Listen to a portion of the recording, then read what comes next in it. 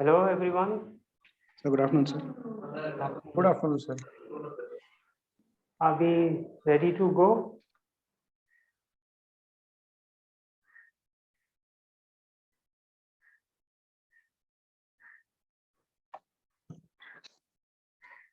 Good afternoon. I welcome all the participants for the afternoon session. And today's afternoon session, we have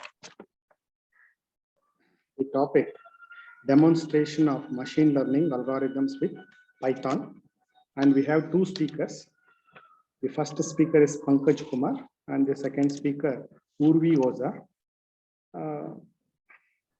Pankaj Kumar, sir, has completed his Bachelor of Technology in Electrical Engineering from IIT Delhi and obtained his Master of Engineering and PhD degree in Electrical and Computer Science Engineering from National University of Singapore. He worked as Associate Scientist and Scientist at the Institute of Infocom Research, Singapore, and Defense Science and Technology Organization, Australia, respectively. He had held faculty positions at the University of Adelaide and the University of South Australia, where he is participated in research and teaching activities. His research interests include computer vision, image analysis, artificial intelligence, machine learning, behavior analysis, multi-camera tracking, plant image analysis, and phenotyping and surveillance. His teaching activities include computer vision, image processing, digital signal processing, signals and systems, engineering mathematics, computer science foundation, data analytics, and visualization, etc. And he has published papers in IEEE transactions on intelligence transport systems, IEEE transactions on circuits and systems, and IET computer vision. So we welcome you, sir. The second speaker, Urvi Oza, obtained her Bachelor in Information Technology from Vishwakarma Government Engineering College, Ahmedabad, Gujarat, and obtained her Master in Information and Communication Technology from Dhirubhai Ambani Institute of Information and Communication Technology, Gandhinagar, Gujarat, specialized in machine learning, and obtained her PhD in Computer Science from the same institute, Dhirubhai Ambani Institute of Information and Communication Technology, Gandhinagar, Gujarat. Her research area is deep learning, big data, computer vision, and medical imaging. Madam, we welcome you also.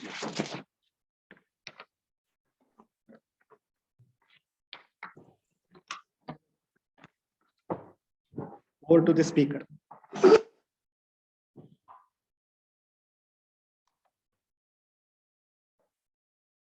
Hello. Hello.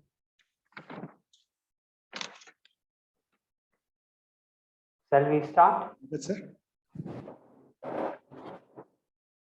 Can you see if Urvi is there? Audible, sir. Good afternoon. Yes, Over to you, Urvi. Thank you. Thank you. It's very nice. Dear ladies and gentlemen, is it okay to start?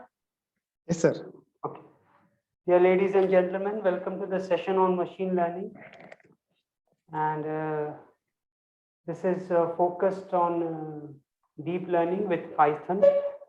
In this session, we will demonstrate how to load, build, execute, train machine learning modules in Python. Python codes can be ported on FPGA and also GPU boards. We will touch upon this aspect, but we are not going to cover it in details of how to actually do Python coding for FPGA boards. Machine learning is a subset or a smaller domain of artificial intelligence. Artificial intelligence, as you know, was founded by Marvin Minsky.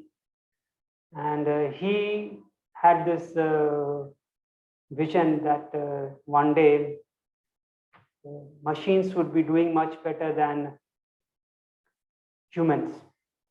To some extent, it has become possible. We'll talk about some of these things. And deep learning is a very popular subset of machine learning. And today we are going to introduce to you deep learning and do some hands-on work. This demonstration come hands-on session has been prepared by myself, Pankaj Kumar, and Urbi Oja. We are currently affiliated with DIICT Gandhinagar. You can use this link to download the slides and the codes for this course. We hope to give you an experience and hands-on experience with some programming in machine learning with Python.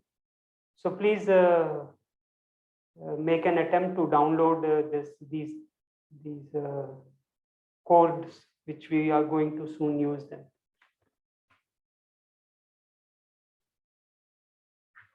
We want this session to be an interactive one, so feel free to ask questions or raise doubts or any clarification during the course. Don't sit there and just patiently think that things will get done. We encourage you to keep it interactive.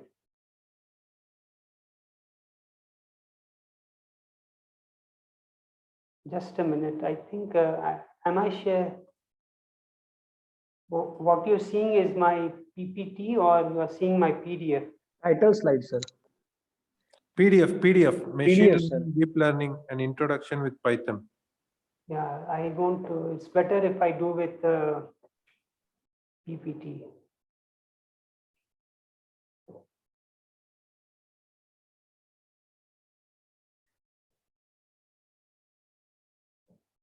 Okay.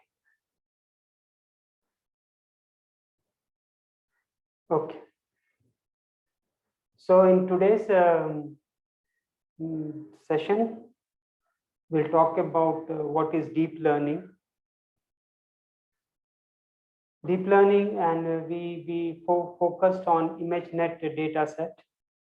ImageNet dataset is a very huge repository of dataset. It has around 1.2 million images and 1,000 classes. Actually, we won't be able to use this dataset to run some of the implementations later on, but we will give you this idea and the breakthrough which has taken in because of this data set using deep learning. Another aspect we will consider is the basics of supervised learning and simple methods of image content classification. We will use two algorithms, k-nearest neighbor and linear least squares classifier. So least square algorithms are usually fitting algorithms. We fit a line or a curve to the data, and then we use it as a classifier. So we'll work on that. And we will talk about neural network classifiers. And because this session may not go up to this point, it may get, if the codes are working and you get working on it, we won't be able to cover more than 3 topics today. But in case you're not able to run, we'll show you what is convolution and how does it work in the neural network. How do we learn the parameters of a convolution kernel from neural networks? Then we will talk about deep CNNs. There are many classes of deep learning algorithms, and convolution neural networks is one of them. And training of VGGNet, if we see. And if these things don't work out, your code and everything becomes slow, then we have put up some demonstration. We will demonstrate a recent paper of ours, Ensemble Approach to Deep Convolution Neural Networks. So here each convolution network is used as a base learner, and we combine 9 base learners to build a very robust Novum-E neural network, which has achieved state-of-the-art performance in several data sets. Sir, Python. sir, can you put the link in the chat box, sir, so that we can download? Okay.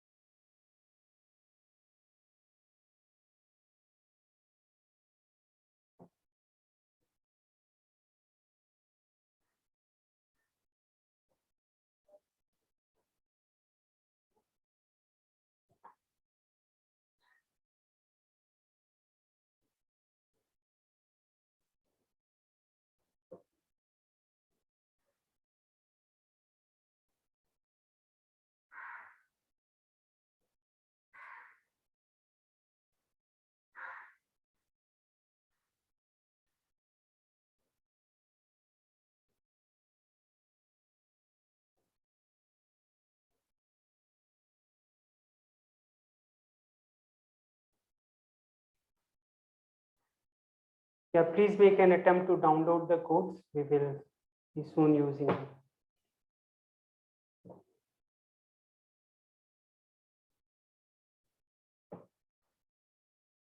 Now these Python ML codes can be easily ported onto FPGA. FPGA requires code which is written for in a hardware language, a very low-level programming language. Most of us won't have the patience to actually write such codes. So there is a toolkit called vFlow, and it allows engineers to design, train, and test their models using Python. They deploy it directly to FPGA board. So you connect this FPGA board, and from Python, we can use. Python also has MyHTL, hardware descriptive language, and we can write codes in Python and convert it to HTL. There are similar things which is possible for GPU boards as well using Python, but this course we didn't design it for that purpose. Today the course is to mainly make you run some codes and give you some theoretical understanding of why things are working, they are working. Give you some intuitions about the performance of things. Now, what is deep learning? Deep learning is a subset of machine learning. I hope that much is clear for most of us. Deep learning is a very hyped up term in last 7 to 8 years. And when I've met with other researchers and programmers, their feeling is that deep learning is going to continue. Now, many technology, they come, they get very hyped up, and after some times they decay and disappear. But deep learning is going to be a technology which is going to stay for coming few more years. Yesterday only, I was meeting some people from UC Davis.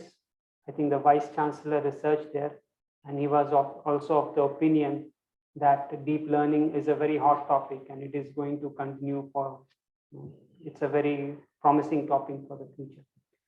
Deep learning, as I've understood it, is identical to artificial neural networks. Okay. Of course, there is one difference, that in deep learning, the number of hidden neurons or layers of hidden neurons is much, much greater than what is present in general artificial neural networks.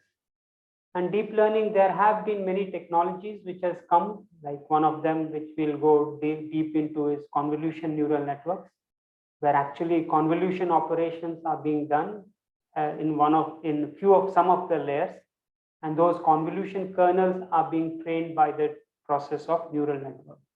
And these training of neural networks takes place by the process of backpropagation. We'll explain to you what backpropagation is. So one thing. Sorry to disturb you, sir. One Yes. second. Sir, the drive link is asking access for codes, downloading codes. Ma'am, I have changed the permission, so you can try now. I think you will be able to open now. Okay, thank you. Okay. Participants can try it now. Okay, I will take a short, I think just after this is a short break where we actually run the codes. Okay, let me tell you a story. I am sure you must be, you have heard about this. There is something called Google's AlphaGo. Yeah. It is supposed to have defeated the world champion human player for the game of AlphaGo. I think that took place in somewhere in 2017. It was a big news. So people thought that this success of artificial intelligence was supposed to come in next 10 years. But somehow, it has happened much earlier, and they attribute it to this deep learning. Okay. And, when I was in my BTech days, people used to talk about computer softwares for playing chess, and human beings were competing with machines for chess player, for playing chess. But with this, Go is a much more difficult game compared to chess.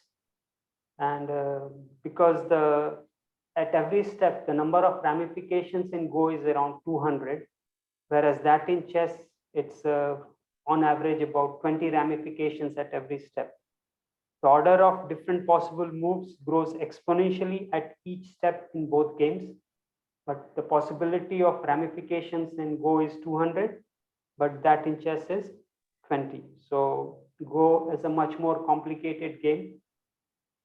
Some people say it's more of a game of intuition rather than of logic, because in chess we can track some of the further moves and then make a move, but in Go it's very, very difficult. So never mind. Nowadays, Google is come up with something called AlphaGo Zero, which is a newer version of AlphaGo, and they have trained it by this process of machine learning, where it is defeating its previous versions. So the data is generating by running the previous versions of the same software, and the new software is trained with that. So there are many deep learning models. One of them is called stacked autoencoders, deep belief networks. This is a field of belief networks. And today we will tell you more about convolution neural network and the different breakthroughs it has brought about in the field of image classification. Classification is a problem which we do very often, and we'll talk about with an example of image classification. I will give you other examples of classification as well during the course of the course. But let's take a break now and run the codes. It was supposed to come a little bit later. Okay, let's do that so that we are ready. Urvi, do you want to show them how to run the codes? And I will take it up from the next slide later. Yes, sir. So I think I have changed the permission of Drive also and the Colab also. So everyone, please try if you can access it or not.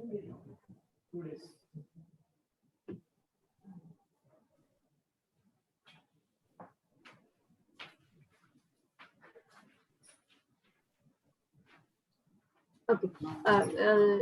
Shall we start? Urvi, do you want to share your screen and show them what Yes. we expect to? Yes, sir. Yes, sir. Just a minute.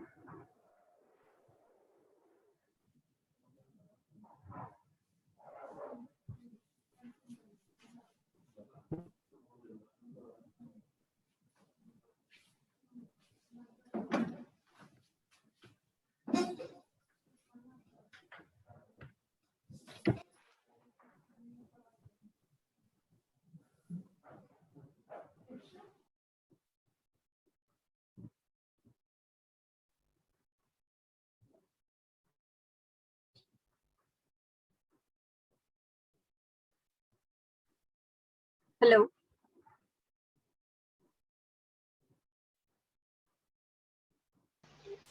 Yes. You are audible, ma'am. You are audible.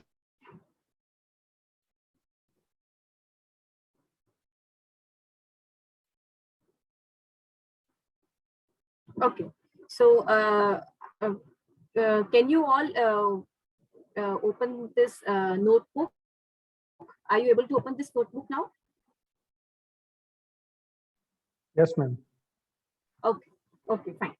Okay. Hello, everyone. My name is Urvi Oza, and I will be demonstrating how you can use this Google Colab platform to run ML codes in Python. So first of all, what is Google Colab? Google Colab is a free Jupyter notebook environment that runs entirely in the cloud. So it is a web-based application. You can, edit the codes. You can run the codes, live codes. So you don't need to install any libraries or something. You can directly import the libraries and you can start working. Now, so why I'm demonstrating using Google Colab is because it doesn't require any setup, and this notebook can be shared and edited by your team members also. So like I shared this notebook with you. So if you are working in a team, you can share the codes with your team members also. And most importantly, it provides free GPU by the Google.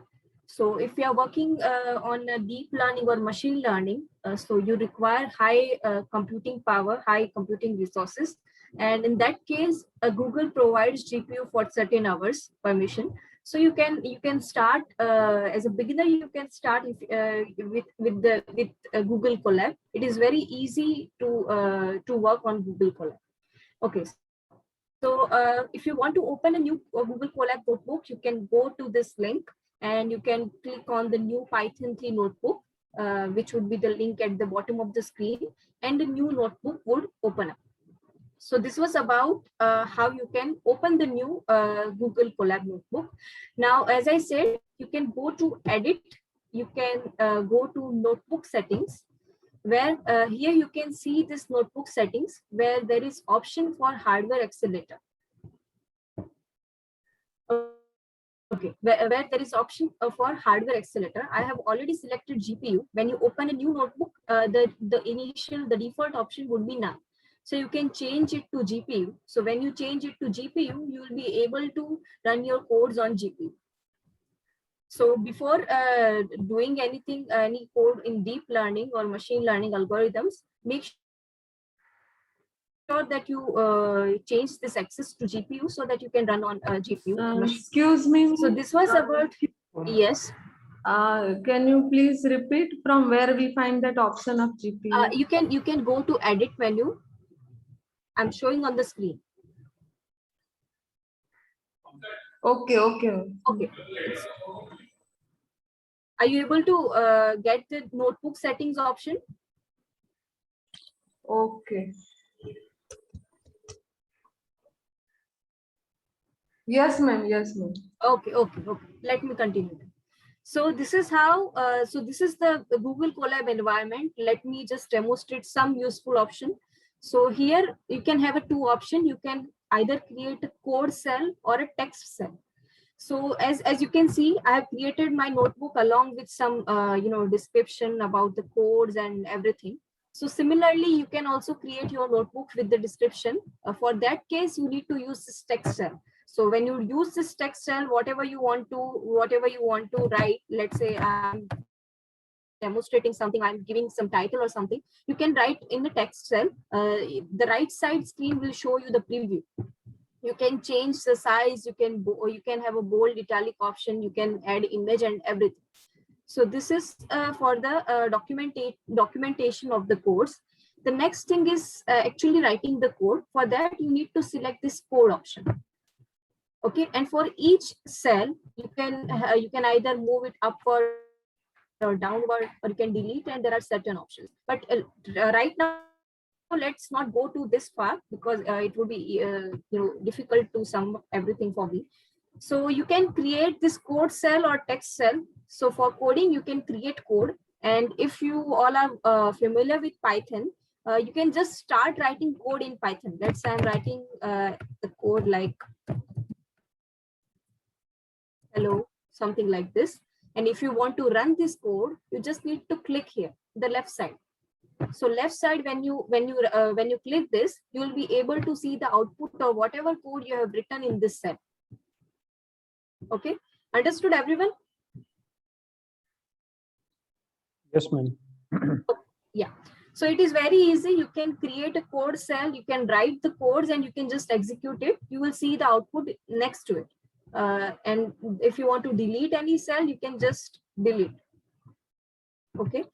So let's start with the visualizing image and running pre-trained deep learning models.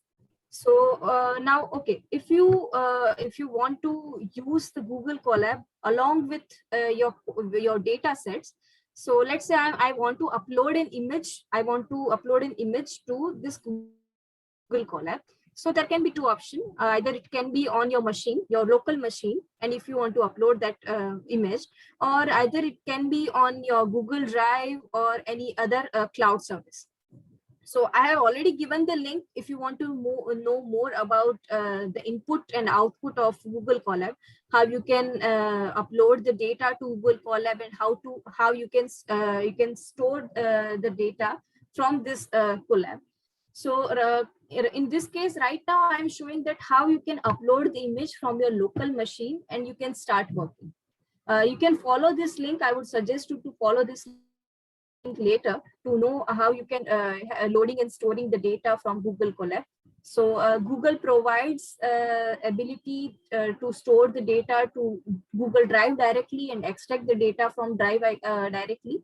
Same way, if you are using GitHub, if you want to download any codes from GitHub, you can do that as well using this Google Colab. Okay, so let's see how you can upload your image from your local machine. So this is the library you need to import, and then you can just write files dot upload, and you need to save it into uploaded variable. And so let's say I'm running this. Okay, so when you run, seeing this option, browse.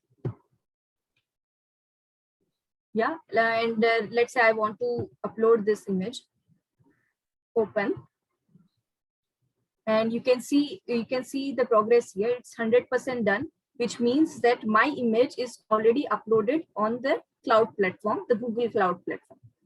So the data or the file which I want to upload, it's already uploaded. Now the next thing is that I want to open that file. Now to open any image file, you can use, there are many libraries available in Python. Right now I'm showing this demonstration with OpenCV library.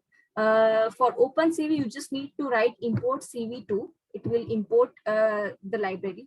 Now let me tell you one advantage of using this Google Colab is, for example, if you are running everything in Python IDE, not on a web-based platform, but application in your machine, then you need to download CV2, which is OpenCV library. You need to install OpenCV library, and then only you can start using its functions. But in this case, you can just write import CV2, and the library is already loaded on the Google Colab. So you don't need to download or install anything. Okay. So after importing the OpenCV library, you can just write cv2.imread, and then you can write the file name, and that image would be loaded to this variable called image. In OpenCV, images are stored as array, multi-dimensional array, because it is color image, so it would be RGB image. So it is 3-dimensional array. If you want to know the shape of this image, you can just write image.shape, which will give you 3 dimension, H, W, and D. And you can just, if you want to print the dimension, you can just write this. Okay, so my image is of size 224 cross 224 cross 3. This is the size of the image. You can get this image in the Google Drive folder. Okay, now I want to display this image. Now, if you want to display this image using Python IDE, I have already. Okay, are you able to see my screen right now? Yes, ma'am. Yes.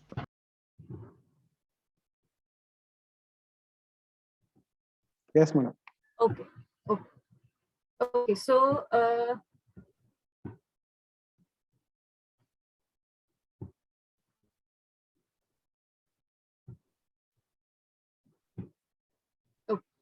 So you can see one, this is the Python IDE. It is not Google Colab.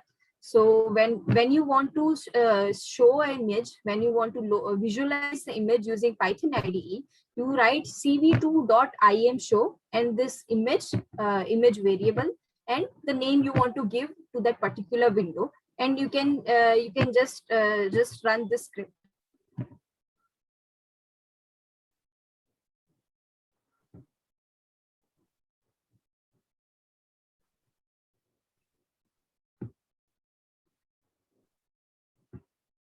Okay, but in this case, when you are displaying image using Google Colab,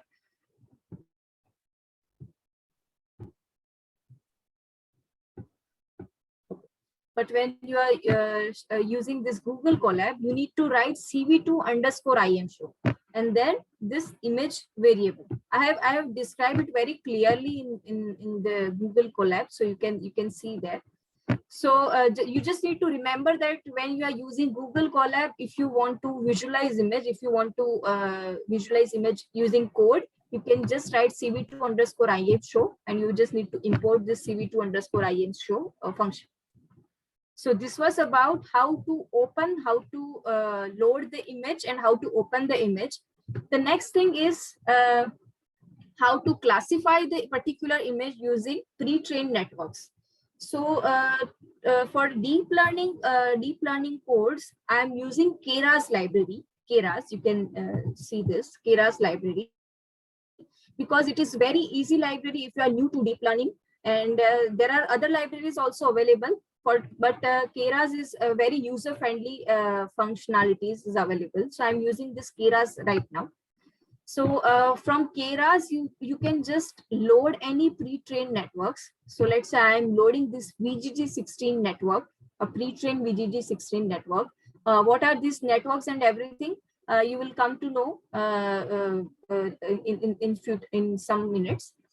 So you can just load any library, any model here using Keras library, and you can load the pre-trained model. When you run this, you will be the model would be downloaded and it would be loaded to the notebook. And here I'm loading this model along with its pre-trained ImageNet weights.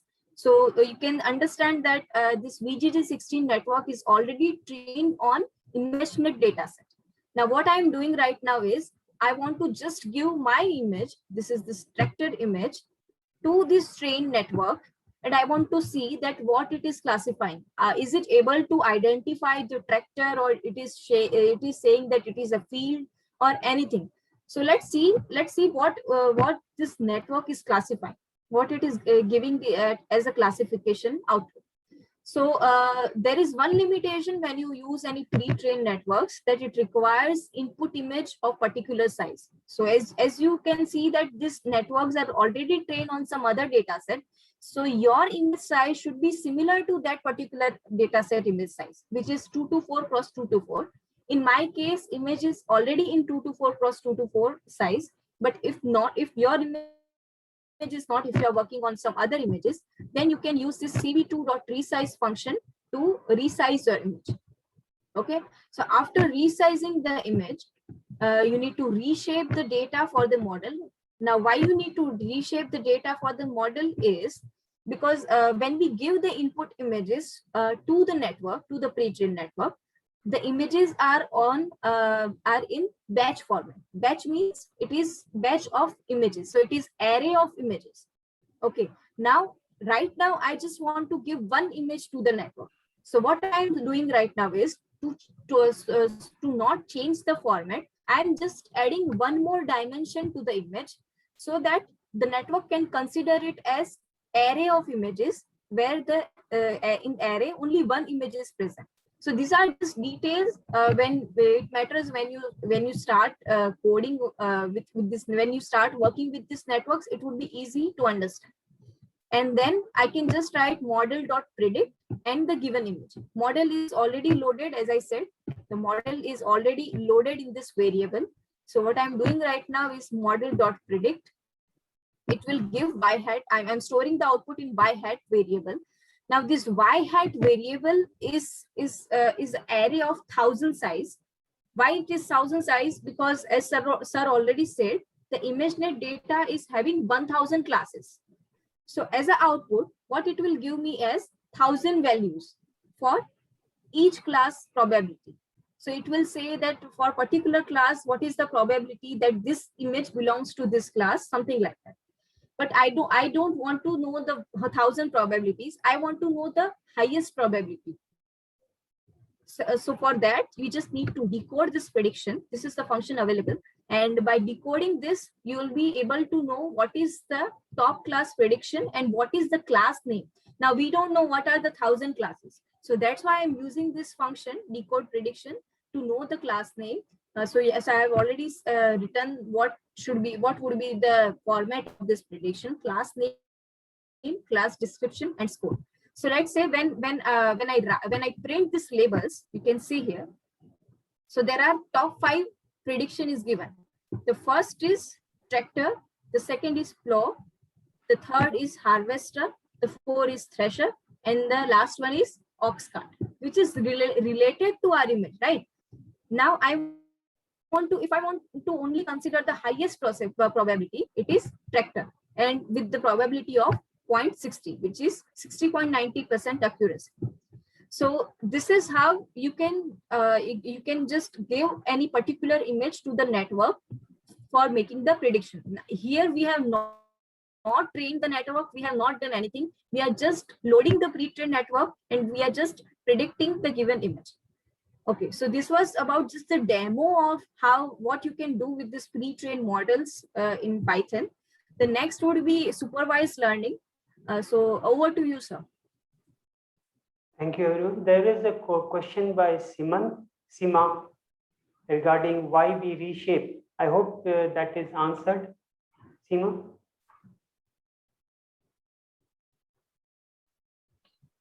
Hello? Yes, sir. You got your answer why we use the reshape function? No. Okay. Actually, I So have doubt. these networks, there is two, one is reshape and one is resize. So your question is referring to reshape, which is that these networks are supposed to take in input as batches of images. So the whole batch of images is an array of images.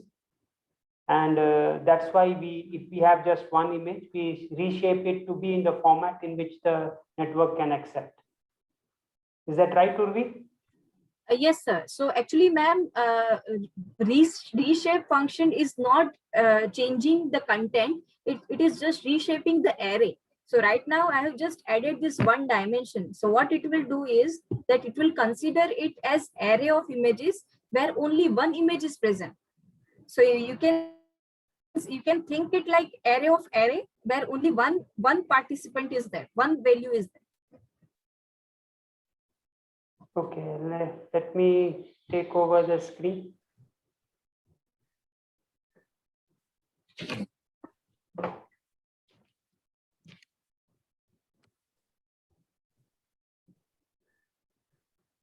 Okay, let me tell you a little bit more about a little bit of brief history about CNN. I'm sure you should understand that, taking any arbitrary image and classifying it is a very difficult task, because at one level the machine is only seeing the pixel values, okay, and from those pixel values it is deciphering that this image is an image of a tractor or a plow and something like that. So this ImageNet competition, I think, started in 2010, quite a bit time. It is still going on. And it's a very huge, the data set for the computation, the name itself says very large scale visual recognition challenge data set.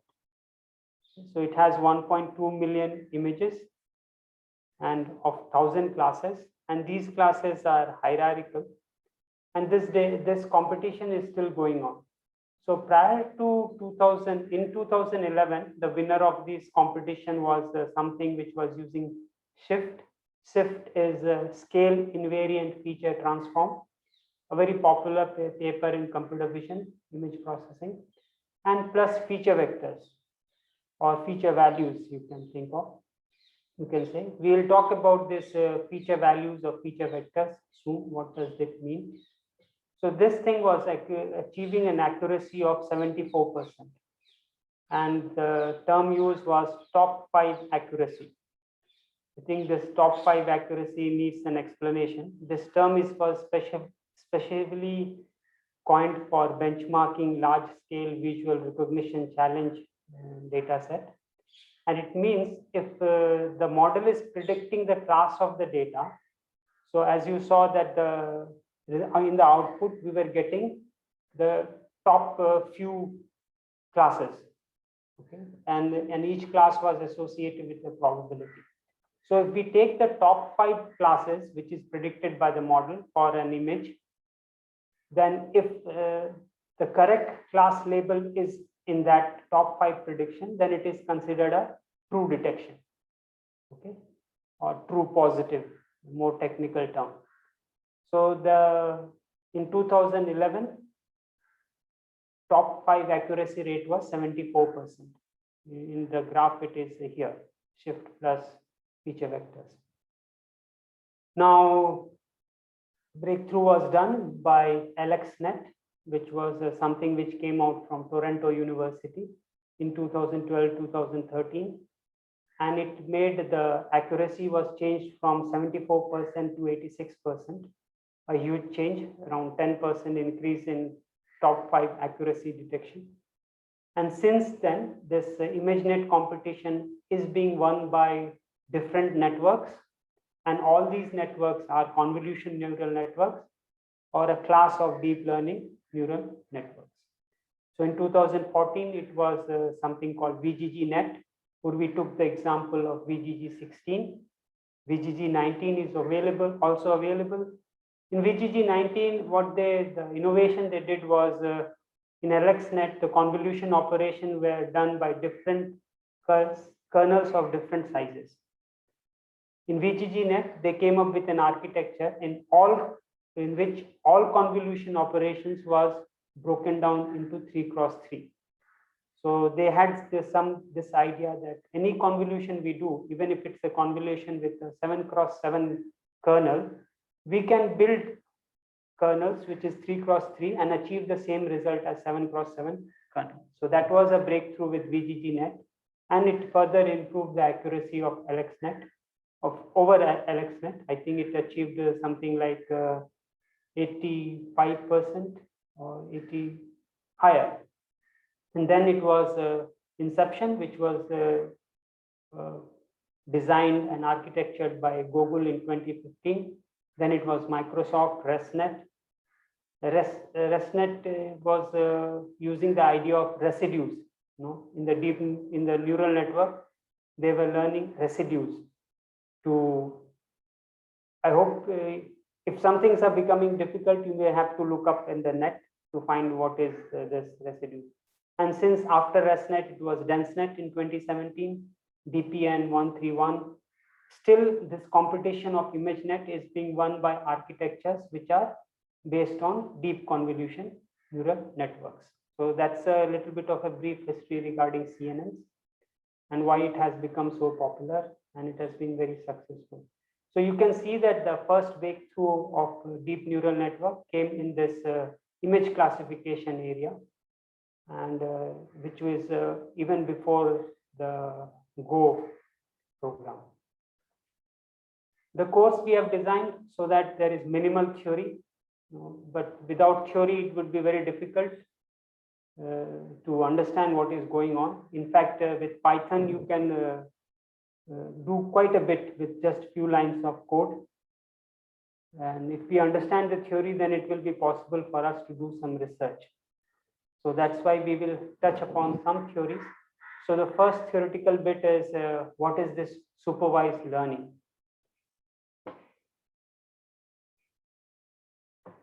Supervised learning, we have in supervised learning, we can say that it is a method of associating labels with features. So if we have an image, soon we will be using an image, some images from a data set called MNIST. So image can be treated as a matrix of pixel values. Now this pixel values can itself be treated as a feature. So we'll talk more about features soon. So there is features you can, at very basic level, it is a number, it could be a scalar, it could be a vector, it could be a matrix, or it could be a tensor. So feature can be very complicated, but at very basic level, it is a collection of numbers, real numbers. And each of these numbers is called a sample. The sample is associated with a class label.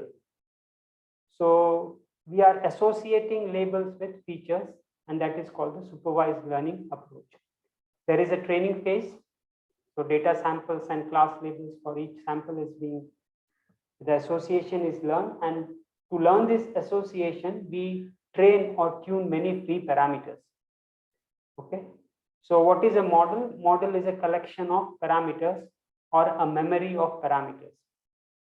Now, you saw just the example of VGG16. How many parameters in VGG16? Of the order of 13 million. 13 million. How many parameters in fitting a line?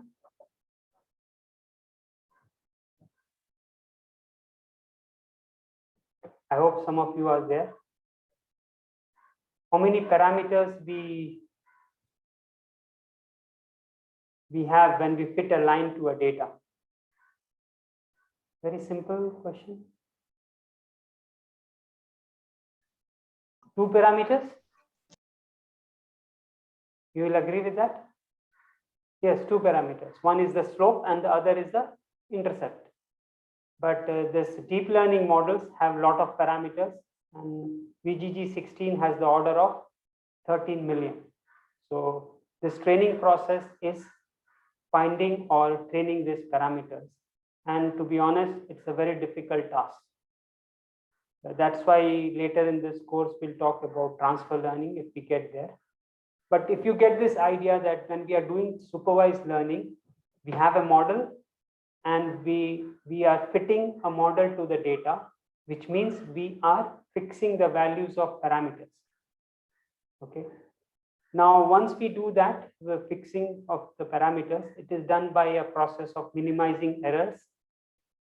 What is an error? Error is, say, if I make a mistake in the prediction. So if it's a tractor image and I predict it as a cat image. Okay, so there is, I'm making an error. Now, there are various ideas or various algorithms for building the error function. We'll give you some ideas today, but that is a very big research area in this computer vision. Now, once we have done this parameter fitting or finding out the parameters in a training data set, we hope that the model will generalize well to test data. Test data is also consisting of features and labels of those features, but it is something which the network has not seen so far.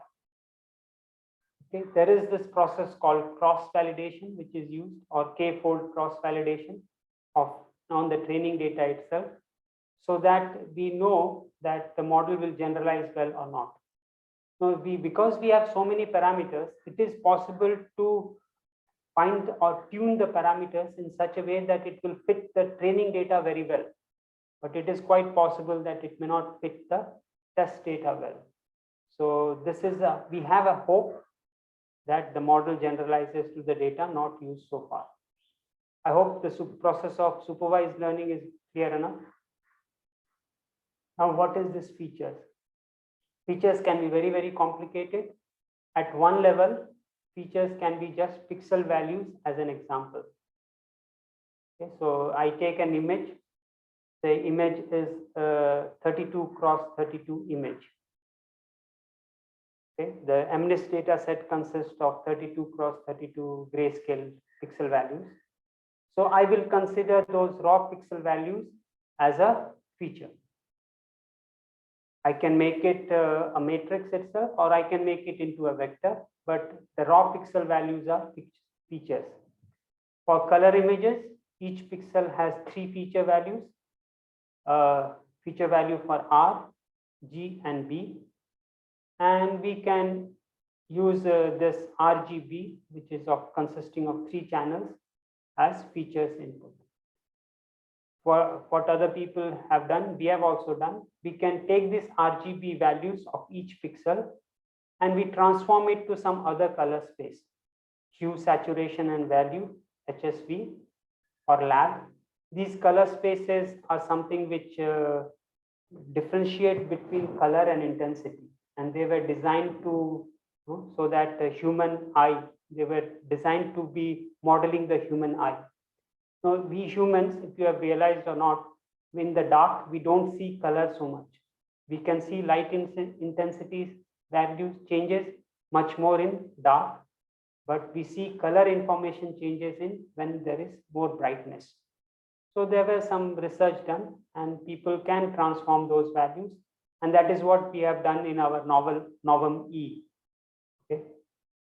Another example of a feature is to take the Gaussian weighted average of the local squares of pixel values. So instead of taking each pixel value, I will consider a local square around that pixel, and I will run a Gaussian weight kernel on it. So do a small Gaussian smoothing and take the average of that as a feature. Okay. And what happens in convolution neural network? We apply the convolution operation to get the new feature values. So in fact, the feature, if we just took the raw pixels, so if we had a 32 cross 32 image, and if we just took the raw pixels, we will get a 1024 size feature values, or a big feature vector which is 1024 dimension in space. But if we do some convolution operation, we can increase the feature size quite a bit. And that actually happens in HAR convolution, or HAR features is the face detector algorithms which run on most mobile phones on camera these days is based on using HAR feature. And those HAR features can be obtained by convolution operation with different types of kernels. So I've given you several ideas of features. We will be considering very simple features for this example. So let's say I have a data set of humans, and each human sample, I'm taking its height and its weight. So my feature vector or feature values for from each sample is 2. Okay, I have 2 dimensional feature vectors. So these 2 dimensionals are plotted here, and we have a line, a boundary. This boundary is very, very non-linear, and it is separating it from red class. Red is say males and blue are females. So it's separating the 2 classes by this boundary. So what does nearest neighbor classification does? So once we have the training data, that means we have labeled each feature vector to a class, either a human, a male or a female.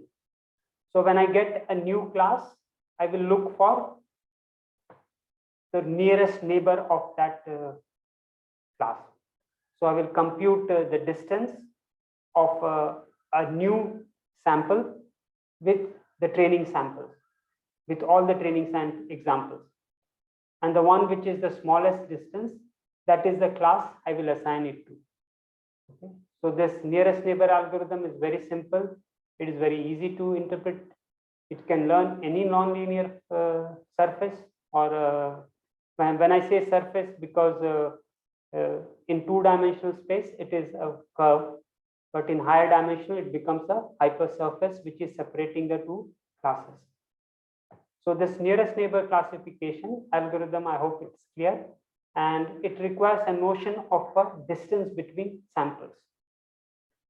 Now, a lot of research has been done for distance of samples, and any distance matrix should have this between 2 entities. I'm considered X and Y are 2 entities. We could have a male and female, or there can be any 2 data samples. So the distance matrix has to be positive. That means distance between entity X and entity Y has to be greater than 0. They become 0 only if when X and Y are identity. That means they are same or identical. And it is symmetric. Distance from X to Y and Y to X is there. And it follows the triangle inequality. In research, there are a lot of distance functions we can work with. But we take one example of L2 norm or LK norm.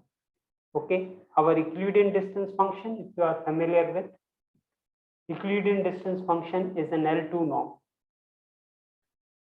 Yes, Manhattan distance or city block distance is L1 norm. So L1, L2, L infinity norms are different distance matrix. No, so any questions on L norm? Do you need an example to understand what is L2 or LK norm?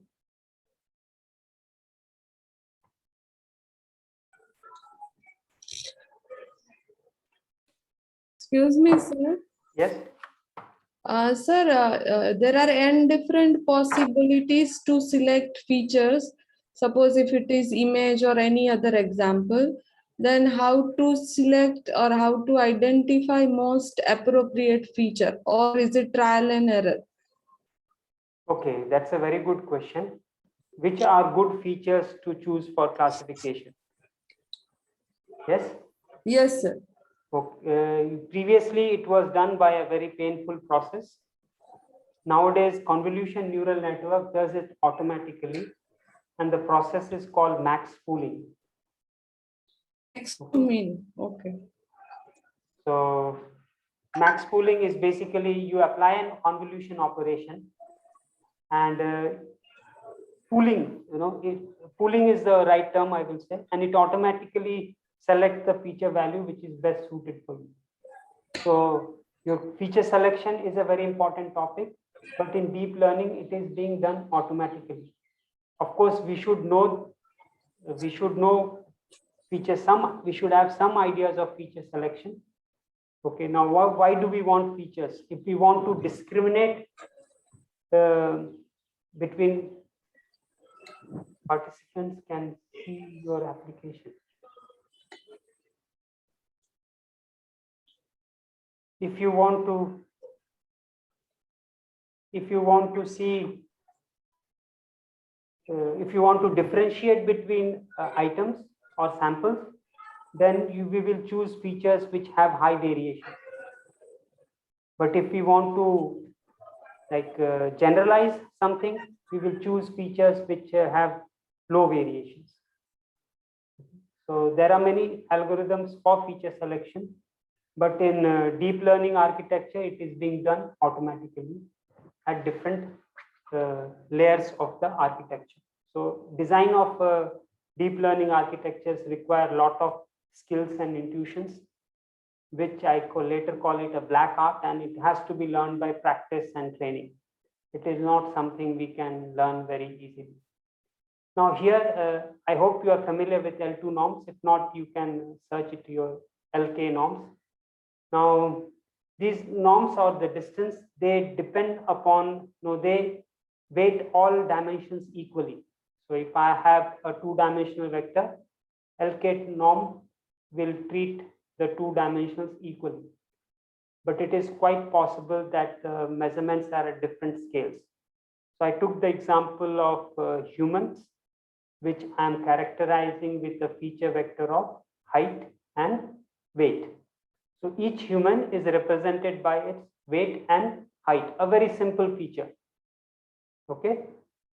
Now, if the height is measured in centimeters, meters, or kilometers, will make a difference in how which line will separate them two, or which curve will separate the two. Okay. So what to take away these effects? Some people have centimeters, meters, and kilometers. It could be inches, and sometimes in data analysis we could have different currencies like Indian rupees, Australian dollars, American dollars. Now all these have different meanings and they are at different scales. So we need to always normalize our feature vectors. So a Z-score for normalization is used, and you can look it up. We always normalize our, even this neural networks, which there is a step where the feature values, in our case, it will be the raw pixels, they are also normalized. So normalization is a very important, and if you are doing machine learning without normalizations, you would be considered sinful. So please, okay. I can talk a lot about theory of these things. Okay, but I don't know if you are feeling bored, we can go to the hands-on session and running the codes. Okay, take your pick. We can use nearest neighbor for interpolation and regression as well, and it is depending upon. Let's try to talk about k nearest neighbor. Why? So nearest neighbor algorithm, which we just explained, we just treated one sample. The new sample, we found the closest sample, and we associated the label of the closest sample to the new sample. Now, what can we make it more robust? Because each sample is a boundary, and each sample point is creating or making the contributing to formation of the boundary. And sometimes it is possible that there are island points and it is very non-linear separating boundary. So when we do the training, it may not generalize so well when a new data comes in. So what we do is what people suggest is we will use k nearest neighbor instead just one neighbor. So here is one example for what happens when we increase k, or we consider k nearest neighbor and we take the average of that class to classify a sample. So we take a sample, we'll compute its k nearest neighbors, and we'll take the average of these labels to give it to the new sample. So increasing k makes the boundary smoother, and these smoother boundaries, they have better generalization than the boundaries which are not smooth. So here is one example of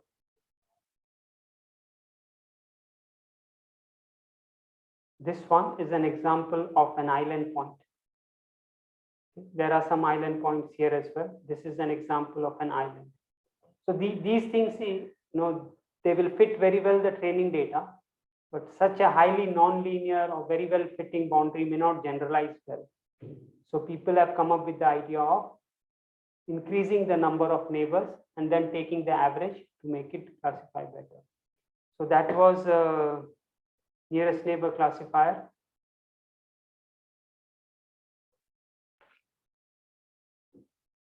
Regression as a classification problem. So regression is usually used to fit a line to a data, and we call it linear least square methods. Okay, we can visualize the linear fit. So this is a data, each data point has a label which is y, and a data point has an x value which is a feature value. And we have y label, which is so negative samples are labeled as 0, sometimes -1 as well, but in this example we are putting it 0, and positive samples are labeled as 1. We take this data set, we'll fit a regression line to it, and at the middle of the regression line, so 0.5 value of 0.5 y value, we will compute the threshold. Anything above this threshold is class 1, and below the threshold is class 0.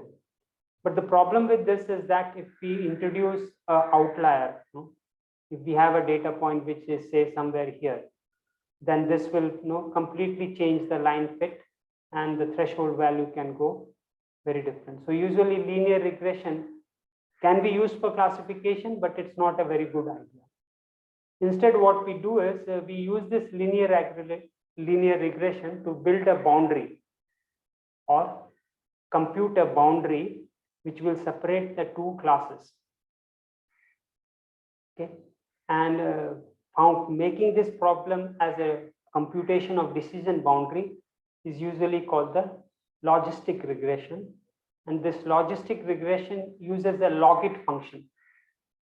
Okay, and then that is used to come up with the boundary.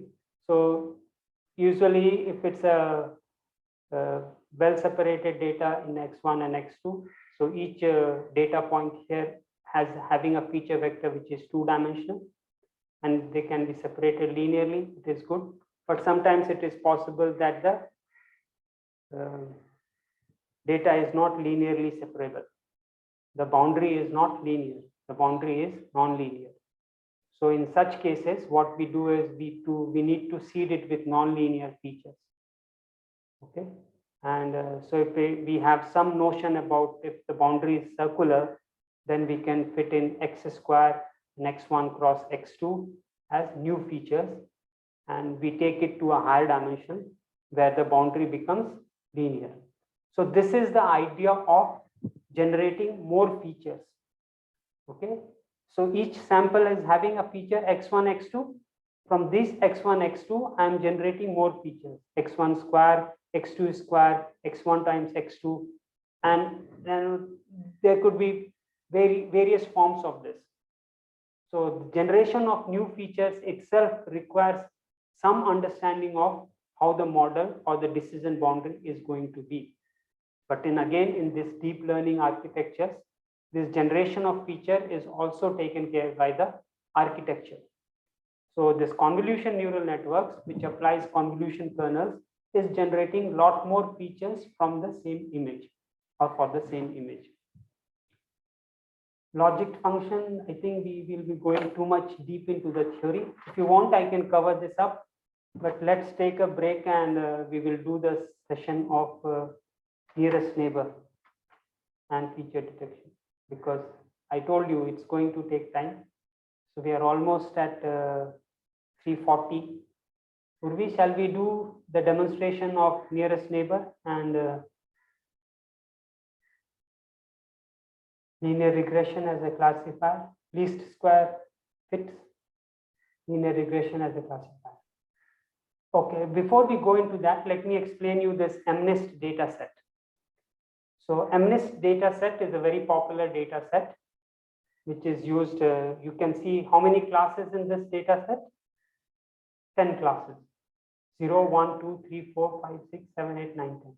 Each image is to be, so the problem is we take this image, which is 32 cross 32.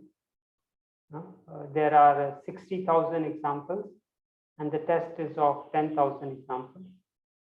And we will convert it, we will consider the raw pixel values as input to our network, input to our model. We are playing with k nearest neighbor and linear least square fitting. And raw pixels values, of course, here the dimension of the feature vector is going to be very, very high. It is going to be 10, 24. And we give this and we will compute the, we'll take the training test set, which is consisting of 10,000 images, and we will compute the class values. So over to you, Urvi, for further demonstrations and running the hands-on session. Yes, sir.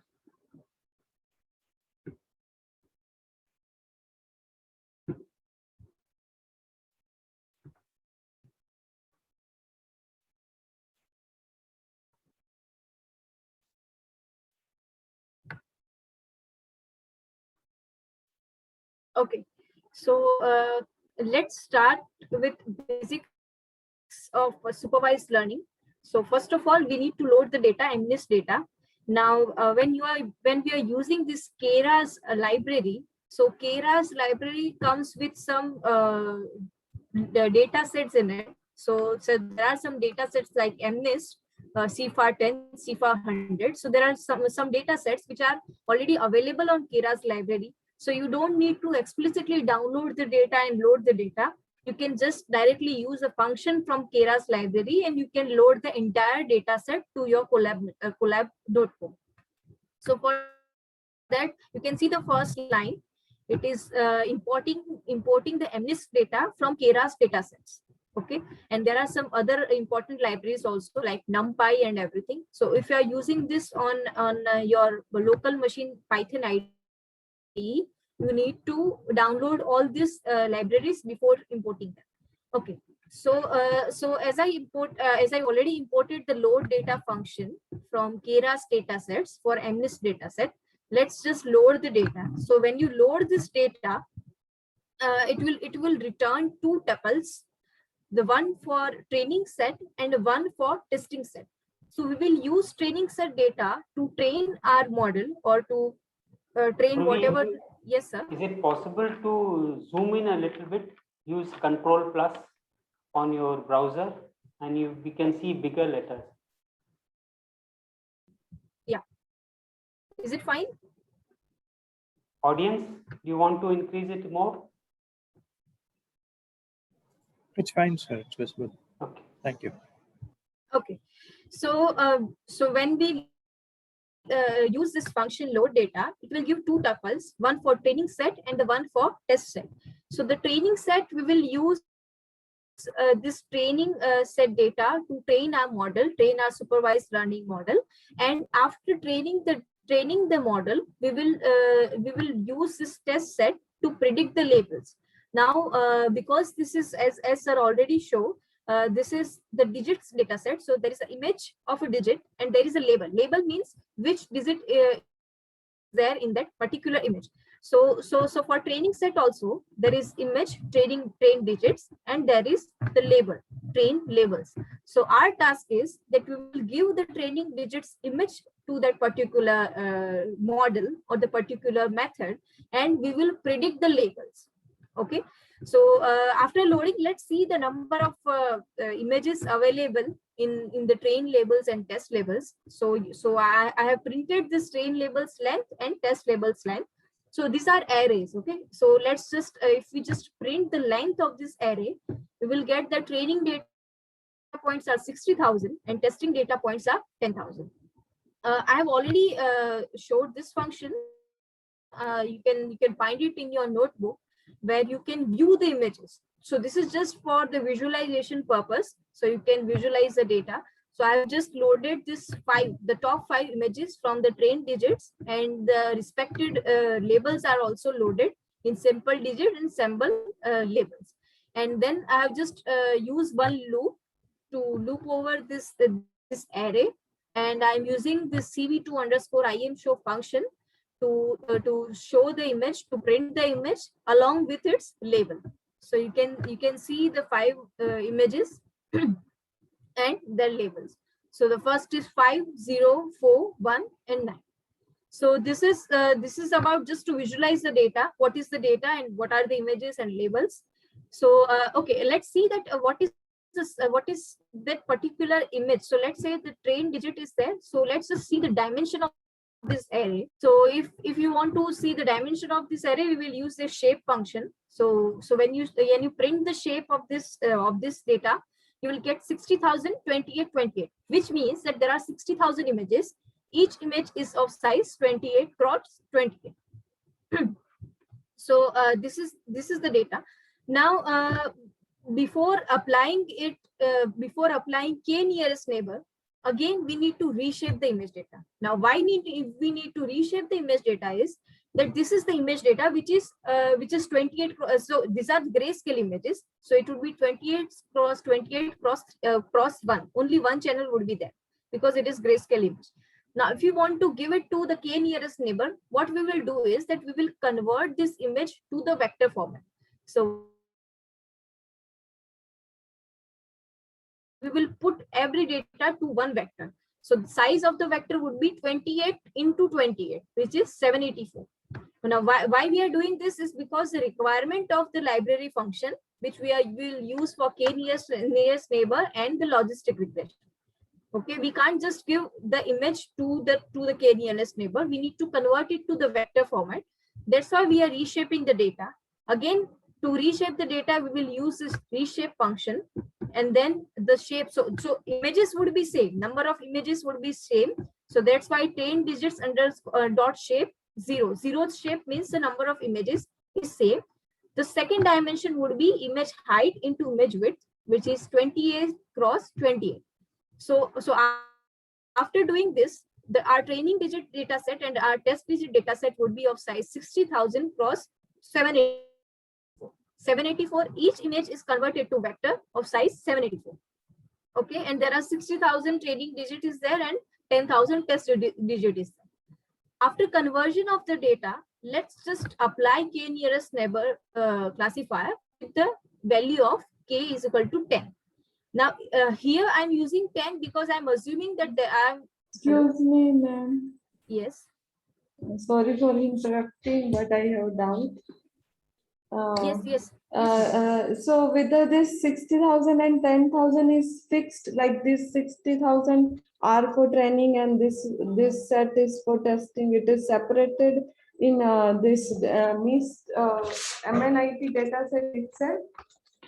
Yes, actually, because see, we are not downloading the data or we are not splitting the data. I'm just loading using Keras function.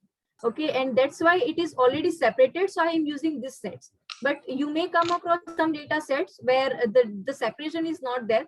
And in that case, you need to split the data according Yes, to so your we use requirement. train test split and normally Yes. 70-30 or 80-20 is used. Yes, exact. But here it is already separated. So for example, if you use the data set like CFAR10, in that case Okay. also the data set providers, they have already separated the training set and testing set. Okay, so that's why I'm using this already separated. If you want, you can apply the separation according to your requirement also. Yes, ma'am. Thank you.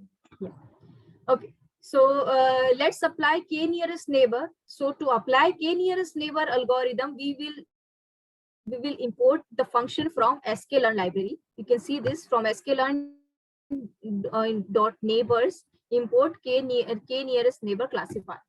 So this is the function we will use for kn. Now here I'm using k is equal to 10. In many cases, when we don't know what should be the value of k, what we generally do is that we try for multiple values of k and we just check the accuracy. So whichever the value of k is giving highest accuracy, we consider that value. But here I'm considering k is equal to 10. And so after that, what I'll do is I will just write this function, and I'll just write the number of neighbors which I'm selecting, which is 10 in this case. And this will load the model KNN. And after this, we just need to fit the data. So we'll write model underscore KNN dot fit, and then the train digits and train labels. So we will give the give the image value and the labels accordingly. After fitting the data, so when you will run this function, it will take some time to fit the data. And after fitting the data, it all the parameters and decision boundaries. So after running this, what we will do is that we will predict the labels for test digits.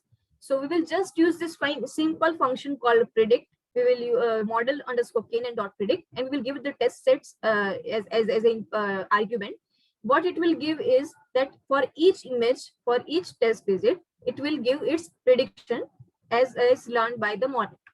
And here I'm just showing you one very good classification report, which you can use to check the accuracy of the classifier for each of the digits. So you can use this classification report. It is a function available in sklearn, where you just need to give the original labels and the predicted labels, and it will give you the entire classification report along with the precision recall F1 score for each class. So here we have 10 classes 0 to 9.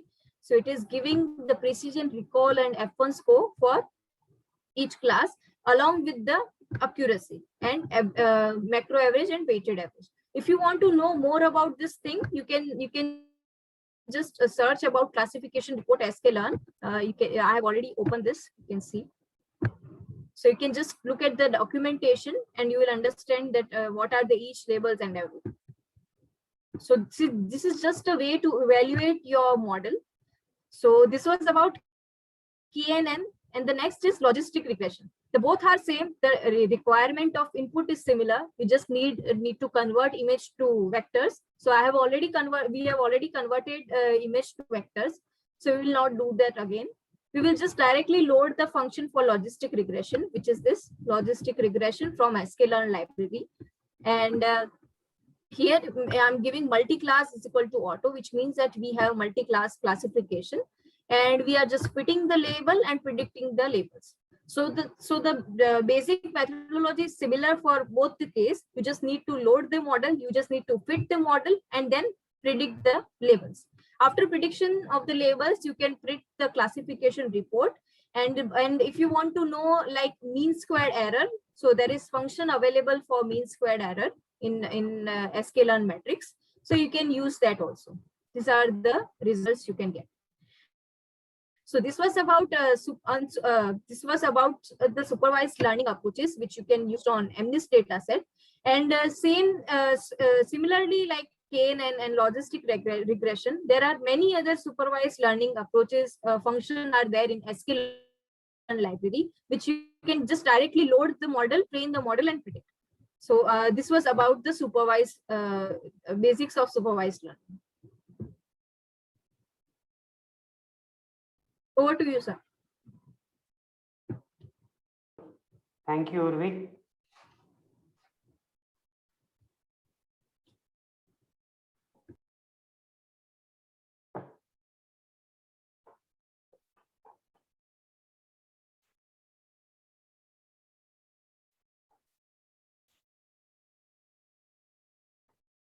So we saw the demonstration on MNIST dataset. Pardon that I somehow made these images at 32 cross 32. They're actually 28 cross 28, giving up a vector of 784 in size. So neural network is also a class of supervised learning method of artificial intelligence. And at one level, we can say neural network is a very, very generic mathematical model. Okay. In fact, the idea is that it can learn any mathematical model, whether linear or non-linear. Okay. In the previous cases, it was in k nearest neighbor, it could do any mathematical model. But the very fundamental problem with k nearest neighbor is it's very, very slow when it comes at the time of testing. Because when we get a new sample, we will compute the distance of that sample with all the training samples. And if the training sample is large, say if I had to compute the digit image, and we had to compute the training sample for compute the distance of those 10,000 test images with all the 60,000 training samples, it will be very, very slow process. So that's why k nearest neighbor is usually not, is very slow when it comes at the time of actually doing the prediction. So that's why neural network is a better choice compared to both of them. And both means the linear least square fitting and k nearest neighbor. So this neural network is a very, very generic mathematical model. It can learn any type of mathematical model, and it has an input layer and an output layer, and there are hidden layers in it. So an input feature value X, which is say L units of size, comes in, and we multiply it with these parameters Wn. Okay, so these are the parameters, and they can be very large. We will show you some parameters for the convolution operation later on. This Win is very, very large when the connection is fully connected. What is fully connected and convolution will become clear. So Win is the parameters, 3 parameters which we will be training. These functions F2 and F1, they are fixed functions of the neuron. There are different types of neuron you can choose. And with this convolution, max pooling, there are different operations also become possible. Okay, so we will consider the Y is an output. Now, Y, the label is not just one value. It can have multiple values. So if we took the 10 class problem, the outputs are 10 values, say 0 to 9. And then there is a probability associated with all these values.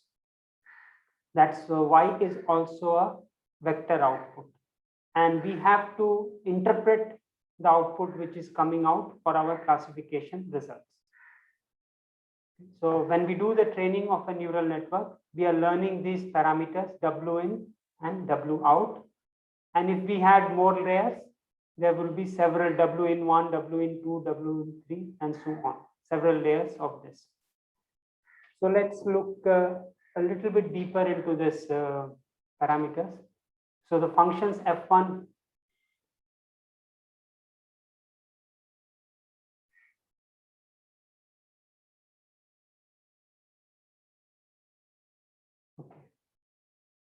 so these functions F1 and F2 are nonlinear functions, and which functions to use also requires a little bit of art and skill, and it comes by practice and training. So this Win is an element is consisting of real numbers, which is L cross M in size. So L is the input size and M is the size of the hidden layer. Now Wout is also consisting of real numbers, which is M cross N. N is the size of the output vector Y, or set of values is the right term to use, because this output vector can also be a tensor, and for images it is a tensor. So, and it can take various forms, depending upon the design of the network. And m cross n, so it is W out is consisting of real values, which is of size m cross n. And the form of the model requires the parameter m, which we will. Neural network can be used for many problems. In this course, we will consider only classifiers. Aim is to choose parameters that minimize the error in classifying the training set. So we choose these parameters by an error function. So the error function, one of the error functions which Urvi just introduced is called the mean square error.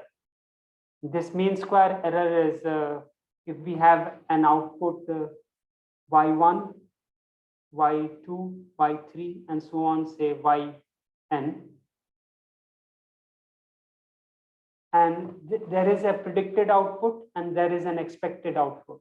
So what is the difference between the two? That difference function is with an error function.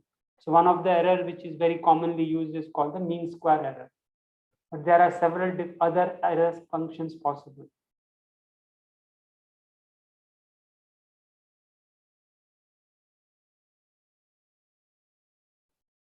There are some things which is requiring my attention on the chat window, so there was a pause. But we also want to make sure the parameters work on data not used on training. So as I told you previously, it is very possible that we find these parameters that fit the training set very, very well. Or it does, like we can achieve 100% accuracy on the training set. But the real test or a good design is that in which the parameters are working well on the test data. So finding the right type of parameter is an optimization problem, and it's a big problem. It's not something very easy. And one of the way we do this optimization is that we use the max-min approach. Okay, what is the max-min approach, which we have all learned, is that we take the derivative and we put the derivative to 0. So the parameters, that set of parameters is the right parameters, which takes the derivative of the error functions to 0. It will minimize the error. Maxima, minima problem. I'm just giving you borrowing some ideas from there. So what is difference between a simple neural network? The number of hidden layers are less, or 1 or 2. But in deep neural networks, there are much more greater numbers of hidden layers. So we took the example of VGG16. VGG16 is an architecture with 16 layers of hidden layers. Now VGG19 is an architecture with 19 layers. ResNet 151 is an architecture with 151 hidden layers. Okay, so that is what has happened with this deep neural networks. We are now having many hidden layers. And this is an example of fully connected layers. And it is not that we have all fully connected layers. Now, if we take an input layer, which is consisting of 784 vectors, and we make a fully connected input layer, then the number of parameters will expand very, very quickly or increase very quickly. So fully connected layers is usually on the output side of the neural network. I'm just giving you some ideas of the design. And this training of the parameters is done by the process of backpropagation algorithm. So what we do is we numerically compute the derivative of the cost function.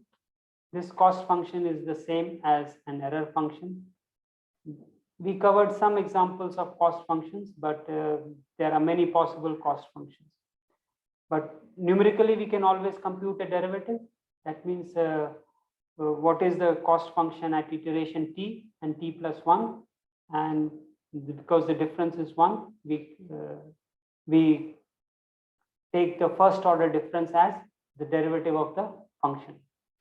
And then we do the back propagation algorithm. The idea is that forward propagation is used to calculate the neural network outputs. The outputs are y, k, n.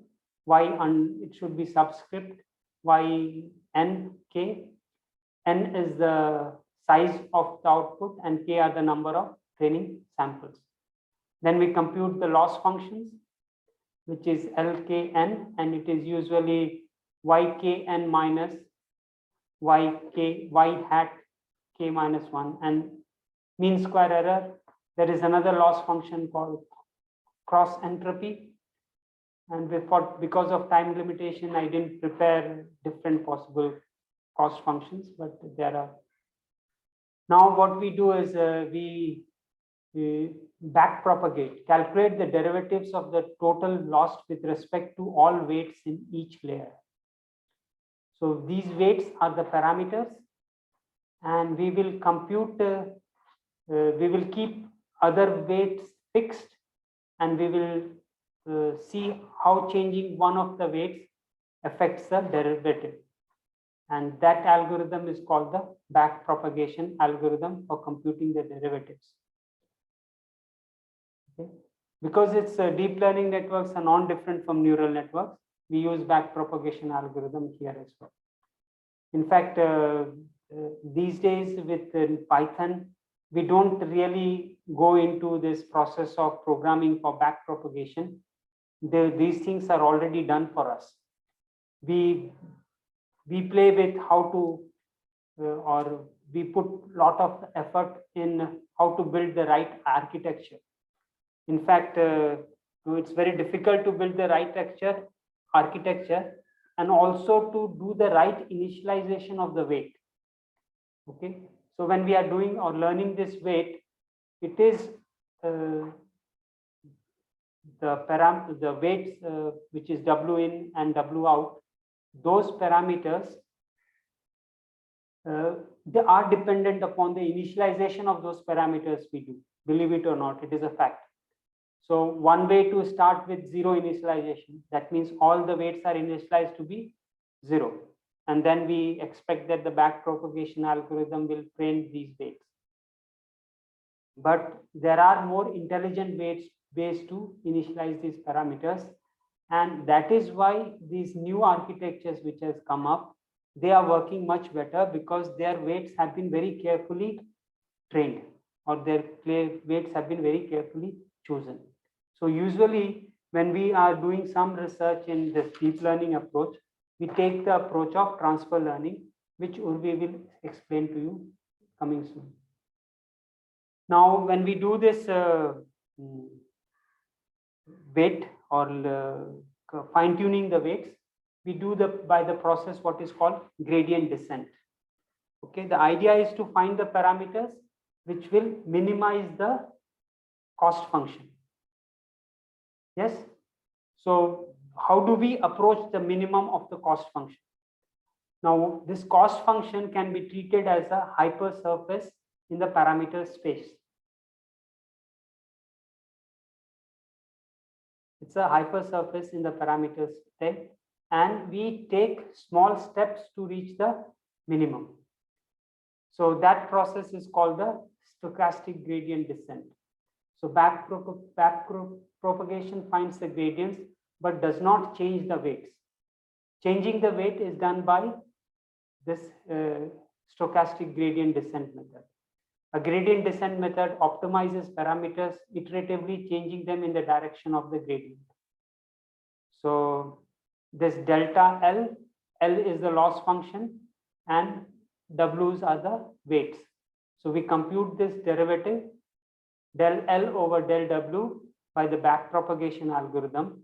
Now, new weight, how much of this change in derivative should be added or subtracted from the new weight is the part of stochastic gradient descent. And we need to come up with this delta. This delta is also called the learning rate.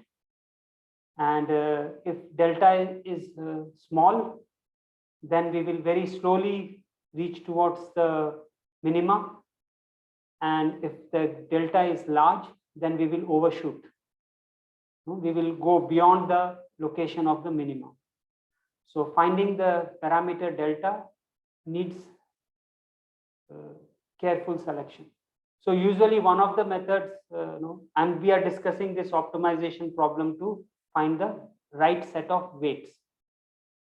One of the things we do is that we start with a large delta, and then we change delta with every epoch. Now, what is epoch and iteration? That will become clear when we talk about this stochastic gradient descent. So because we have a data set which is very huge in size, to run this change of weight for to computing the loss function for all the training samples. If we have k training samples, computing the loss for all training samples, let's say if we are taking ImageNet data, how many training samples? 1.2 million training images. So if we have to compute loss function for such a huge data, computing the loss function itself can be a very, very big task.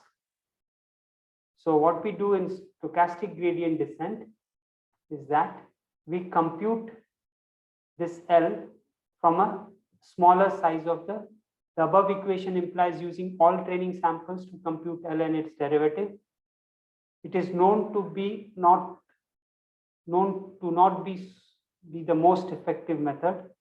Why it is not effective? Because it will take too much time to run for each of the training samples. So what we do is choose only a small random sample from the training set to forward and back propagate. Okay, forward computation is required to compute the loss function, and back propagation is required to compute the partial derivatives for each weight. So we randomly select, and our selection is supposed to be unbiased. And this random subset is called the stochastic part of SGD. Okay. And the random samples are called mini batches. And running through each mini batch is called an epoch. So typical mini batch size is 256. Now, which is the right mini batch size is a difficult question to answer. We experimented with different sizes. 64 is another one, 128 or 512. What is the right mini batch size is an experimental part or heuristics, which we have to learn by practice. And in this course, I'm calling it as a dark art. Okay. Now, complete algorithm for back propagation and stochastic gradient descent. We glossed over the need to have several hyperparameters, the number of hidden units, M, how many layers there should be. I gave you examples. VGG 16 has 16 layers, VGG 19 has 19 layers, ResNet has 151 layers. Why so many layers? If we have so many layers, then usually it becomes a problem of vanishing gradients. And it's a very difficult problem to address. So what is the right size of hidden? M is a hidden units. M is a selection parameters or something which we have to come up with in our design. Standard deviation of initial weights in each layer. Now, what should